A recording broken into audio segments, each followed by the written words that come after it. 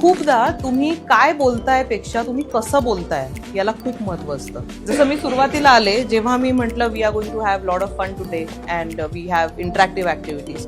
So what is happening, my tone is not matching my words, my intent match नाही होते. म्हणजे मी म्हणते fun आणि माझा चेहरा, माझा tone is absolutely flat. So तुम्ही जेव्हा बोलताय तेव्हा बोलत असताना तुमचा जो टोन आहे तो तुमच्या शब्दांना आणि तुम्हाला लोकांना काय कन्वे करायचं या इंटेन्शनला मॅच झाला पाहिजे. सो मला जर मितांशला रागवायचं असेल तर अरे मितांश असं नाही करायचं रे, या टोन मध्ये बोलून नाही